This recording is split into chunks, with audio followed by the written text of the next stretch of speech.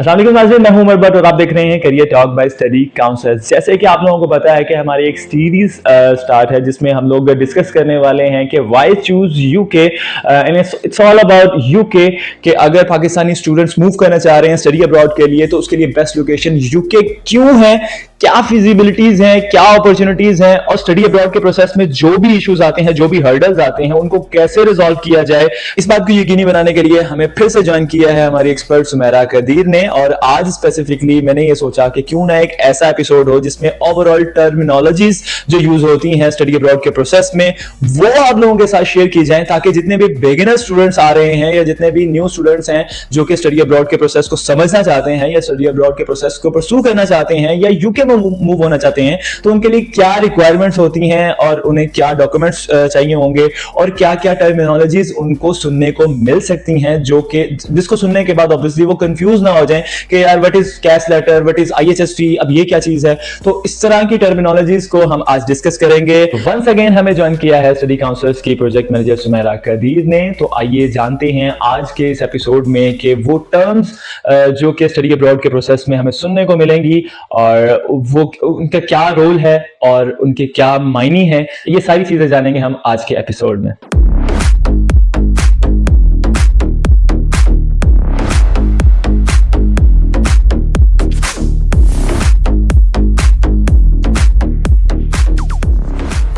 Thank you so much miss once again, आपने इतने कीमती वक्त में से हमारे लिए टाइम निकाला और हमारी इस पॉडकास्ट में। Thank you so much. Thank you so much Umar for giving me opportunity again. अच्छा, आज के वैसे इस एपिसोड में हमारा जो मेन टॉपिक है वो टर्मिनोलॉजीज हैं, वो टर्म्स हैं जो कि स्टडी अब्रॉड के प्रोसेस में हमें सुनने को मिलती हैं, जैसे कैश लेटर, IHS फी, ये सारी चीज़ें हम आज के इस एपिसोड में डिस्कस करना चाह रहे हैं। So, सबसे पहले तो मुझे CAS letter, what is CAS letter, ये बड़ा एक मेन क्वेश्चन है जो कि स्टूडेंट्स को सुनने को मिलता है। जी, कैश की सारी गेम है, हमें कैश लेटर ही चाहिए होता है। It's basically confirmation of acceptance of studies.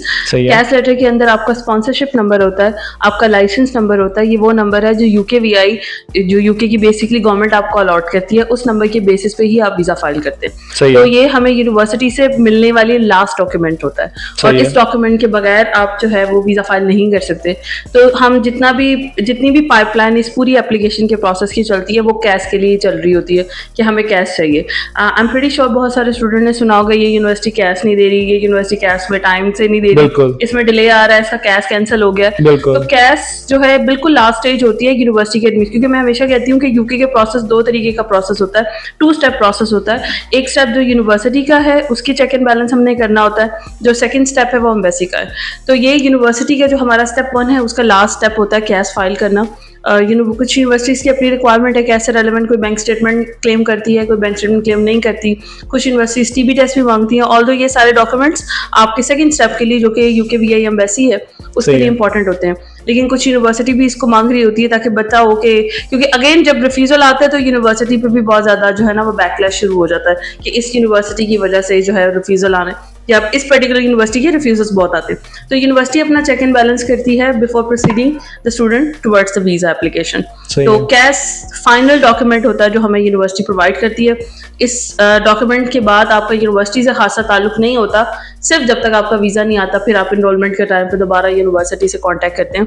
Cash आपको उसी सूरत में आता है जब आपकी सारी कंडीशंस मीट हो चुकी हों और आपने यूनिवर्सिटी की फीस सबमिट करवा दी हो, आपकी बैंक स्टेटमेंट मैच्योर हो और you are ready to file a visa now. सही है। और सबसे पहले जो डॉक्यूमेंट्स रिसीव होते हैं वो अनकंडीशनल ऑफर लेटर या कंडीशनल ऑफर लेटर होते हैं? अच्छा, it's completely depend on the university you are opting for. कुछ यूनिवर्सिटी आपको प्री कंडीशनल ऑफर लेटर देती है। प्री कंडीशनल के लिए आपको कोई ऐसे डॉक्यूमेंट्स की जरूरत नहीं होती, आपने सिंपली एक फॉर्म फिल करना होता है, उन्हें बताना होता है कि ये आपका लास्ट डिग्री है, ये आपका क्राइटेरिया है, इस कोर्स में आप जाना चाह रहे हैं। आपको एक प्री कंडीशनल ऑफर जो है ना, कुछ यूनिवर्सिटीज है जैसे BBB है, पेंगर यूनिवर्सिटी है, ये दो इस वक्त मेरे जहन में आ रही है जो कि आपको प्री कंडीशनल ऑफर। बट ये होता क्या है अनकंडीशनल ऑफर लेटर? और मैं वही समझाने उसी की तरफ चलेंगे हम। पहले प्री कंडीशनल आएगा, आपको ये पहला रिस्पॉन्स होता है यूनिवर्सिटी की तरफ से कि हाँ भी समहाउ हम आपको एक्सेप्ट करेंगे।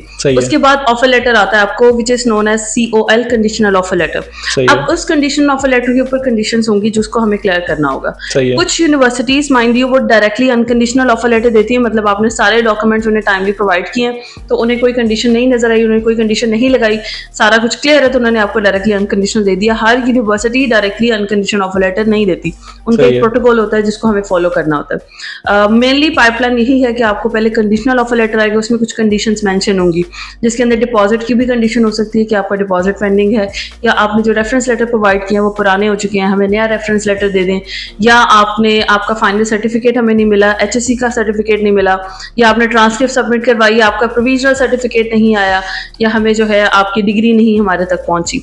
तो ये डॉक्यूमेंट्स वगैरह आप शेयर करते हैं। और अक्सर आपको कंडीशन लग के आती है आपकी कंसल्टेशन इंटरव्यू की कि आपका इंटरव्यू पेंडिंग है, तो कुछ यूनिवर्सिटीज इंटरव्यू क्लियर होने के बाद ही आपको अनकंडीशनल ऑफर लेटर ऑफर करती है। तो अनकंडीशनल के बाद ये स्टेप कह सकते हैं कि you are step closer to cash.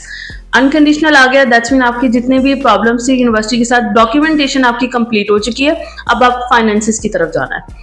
अनकंडीशन के बाद फाइनेंसिस की तरफ आप मूव करते हैं, जिसमें सबसे पहले आपका इनिशियल डिपॉजिट आता है, डिपॉजिट आप क्लियर करते हैं, आप अपनी बैंक स्टेटमेंट मेच्योर करते हैं और आप अपना मेंटेनेंस लेटर, ये सारा तीनों चीजें यूनिवर्सिटी को प्रोवाइड करते हैं और उसके बाद आपका कैश लेटर आ जाता है। सही है। अच्छा, हम लोग नॉर्मली ये सुनते आ रहे होते हैं कि कैश रिजेक्ट हो गया या कैश नहीं मिल रहा, तो उसकी नॉर्मली क्या रीजन होती है कि स्टूडेंट को कैश लेटर नहीं इशू हो रहा होता यूनिवर्सिटी की तरफ से? कैश लेटर, कैश की जो स्टेज है ना, जैसे मैंने पहले एक्सप्लेन किया, ये यूनिवर्सिटी की दोबारा से सारी एप्लीकेशन जीरो से चेक करने की ना एक लास्ट स्टेज होती है। सही है। ऑल्दो आपकी पाइपलाइन बिल्कुल सही जा रही है, आपका कंडीशनल लेटर आया, आपने कंडीशंस मीट की, अनकंडीशनल आ गया, आपने फौरन से प्री कैश भी क्लियर कर दिया, लेकिन कैश की स्टेज पे आपकी सारी वेरिफिकेशन दोबारा से होती है। सही है। तो उन्हें अगर कुछ भी फ्रॉडुलेंट एक्टिविटी नजर आ गई तो वो उसकी बेसिस के ऊपर आपका कैश नॉर्मली कैश इतनी आसानी से रिजेक्ट नहीं होता, फाइनेंसिस के ऊपर कैश जरूर रिजेक्ट होता है कि आपने जो डिपॉजिट सबमिट करवाया हुआ है वो यूनिवर्सिटी के सिस्टम में अभी तक एलोकेट नहीं हुआ, तो वो आपसे बार बार पूछेंगे कि आपका डिपॉजिट अब तक हमारे तक क्यों नहीं पहुंचा, तो आपको स्विफ्ट कॉपी प्रोवाइड करनी पड़ती है, आपके बैंक से स्विफ्ट कॉपी मिल जाती है।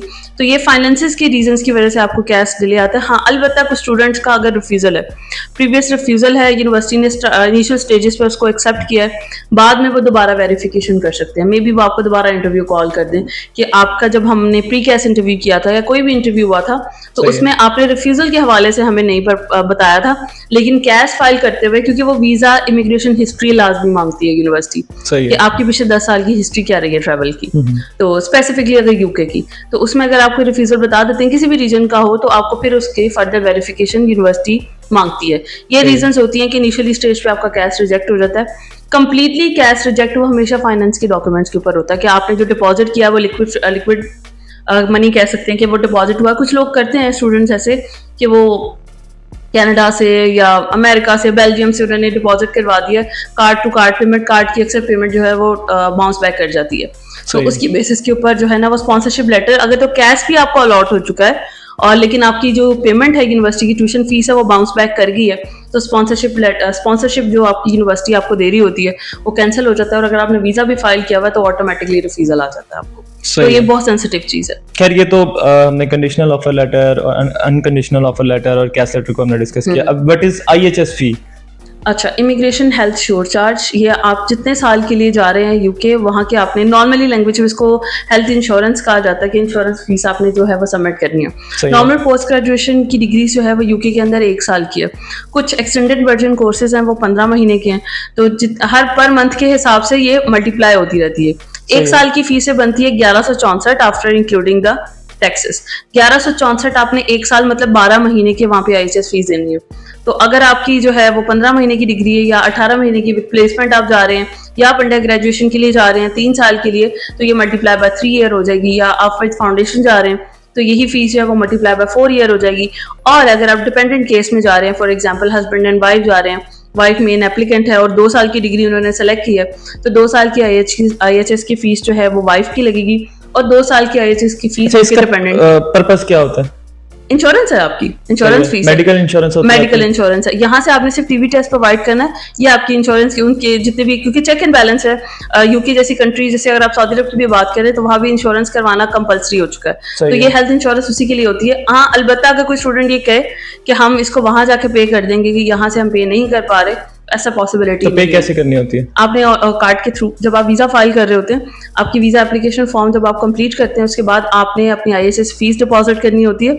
वहां पे आपको ऑटोमेटिक रिसीट जो है ना वो जनरेट होके आती है एम्बेसी की तरफ से ही, और आपने अपना कार्ड जिसमें इंटरनेशनल ट्रांजैक्शन एक्टिव हो वो कार्ड लगा के आप पेमेंट करते हैं। ये वीजा फाइल करने से पहले भी पेमेंट कर सकते हैं या at same time? Application submit करने के बाद बायोमेट्रिक बुक करनी है ना, जब आपने अपना पासपोर्ट सबमिट करवाना है तब आपकी IHS होना बहुत इंपॉर्टेंट है। IHS और वीजा एप्लीकेशन फीस जितने भी साल की आप जब पंच करते हैं अपनी कोर्स स्टार्ट की डेट जो कि कैश लेटर पे मेंशन होती है और कोर्स एंडिंग डेट, ये दोनों डेट जब आप एंड करते हैं तो उसके मंथ्स काउंट होके ऑटोमेटिक जनरेटेड आपको एक रसीद आ जाती है। सही है। उसके ऊपर आप अपने कार्ड की, किसी के भी कार्ड की जिसकी इंटरनेशनल ट्रांजैक्शंस हैं, आप जो है इसकी इंटरनेशनल ट्रांजैक्शन एक्टिव है, आप उसकी कार्ड की डिटेल्स पंच करते हैं, आपको OTP आता है नंबर पे और आप OTP पंच करते हैं और वो स्पेसिफिक अमाउंट आपके कार्ड से डिडक्ट हो जाती है। सही है, thank you so very much. वैसे आपने अपने कीमती वक्त में से हमारे लिए और हमारे इस पॉडकास्ट के लिए टाइम निकाला, थैंक यू सो मच। कोई लास्ट में हमारे स्टूडेंट्स के लिए और हमारे व्यूवर्स के लिए कोई ऐसी टिप कि अगर वो UK के लिए अप्लाई करना चाह रहे हैं तो किन किन चीजों से बचना चाहिए? तो स्टूडेंट, मेरा आप लोगों के लिए जो फाइनल मशवरा है वही है जो मेरा ख्याल है मैंने पहले भी 6-7 दफा इसका जिक्र किया है कि आपकी पर्सनल जो है इन्फॉर्मेशन वो क्लियर होनी चाहिए, आपकी पर्सनल रिसर्च होनी चाहिए रिगार्डिंग यूनिवर्सिटीज, और यूनिवर्सिटीज के जितने भी क्राइटेरिया हैं ये सारी इन्फॉर्मेशन आपको मोस्टली वेबसाइट से वगैरह से मिल जाती है।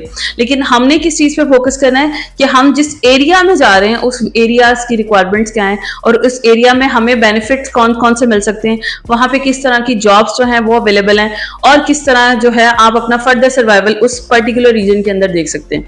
तो अगर तो आपके ये सारे चेक्स क्लियर हैं, आपको पाइपलाइन का आइडिया है, जैसे आज के पूरे पॉडकास्ट के अंदर हमने सिर्फ इस पूरी एप्लीकेशन की पाइपलाइन को डिस्कस किया है कि पहले स्टेज कौन सी है, सेकंड स्टेज कौन सी है, थर्ड स्टेज कौन सी है, तो जब आपको पाइपलाइन का आइडिया है तो आपको कोई भी एजेंट जो है वो डॉच नहीं कर सकता। तो अपनी नॉलेज को कंप्लीट रखें, अपनी रिसर्च जो है मुकम्मल रखें और आप अपना डिसीजन बना के एजेंट से मिलने आए और अपने एजेंट को बताएं कि आप इस यूनिवर्सिटी में जाना चाह रहे हैं, क्यों जाना चाह रहे हैं, वो आपके फैक्ट्स क्लियर होने चाहिए। Thank you.